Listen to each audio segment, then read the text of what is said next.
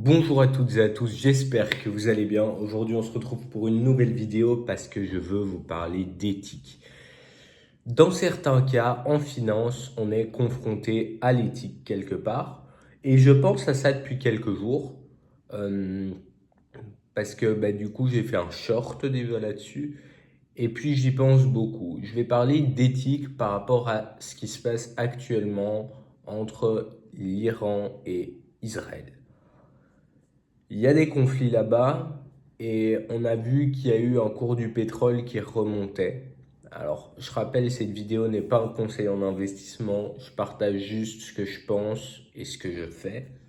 Mais ce n'est absolument pas un conseil en investissement. Prenez contact avec un conseiller financier si vous voulez des conseils. Je disais donc, le pétrole a drastiquement monté ces derniers temps.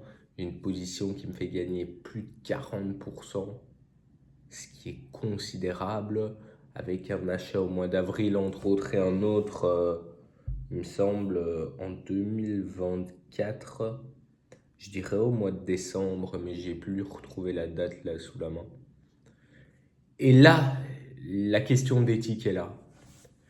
J'ai fait une plus-value sur une guerre.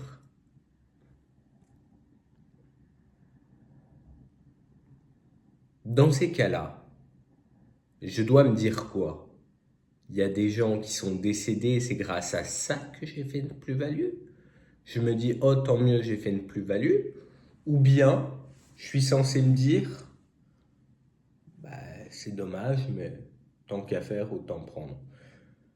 Moi, personnellement, je suis plutôt de la team troisième facteur parce que bah, je peux rien y faire dans tous les cas. Je n'avais pas pré-shot une guerre. Par contre, j'avais pré-shot, sinon je n'aurais pas acheté du pétrole, une hausse du pétrole. Parce que le pétrole était à des prix, je vais dire, un peu ridicules par rapport à ce qu'on a pu avoir dans le passé.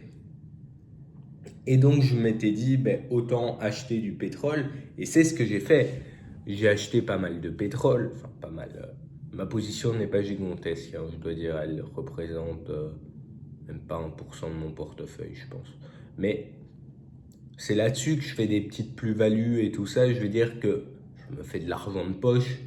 euh, et que ça me permet donc de réinvestir et tout ça. Aujourd'hui, je ne vendrai pas mon pétrole parce que je suis en effet de levier en plus, donc 40% en effet de levier, c'est pas tellement fort, surtout que je suis en effet de levier 3, donc c'est une hausse de quelque chose comme 10-15%. Mais la question d'éthique est vraiment là, je trouve, parce que, bon, il fut un moment où j'étais en grosse perte, je recevais des courriers, faites levier, vous perdez plus de 10%, vous perdez 10%, vous perdez, vous perdez, vous perdez. Mais là, à ce moment-là, comme aujourd'hui, je suis en gain. Là, j'ai pas reçu de courrier, je dois dire.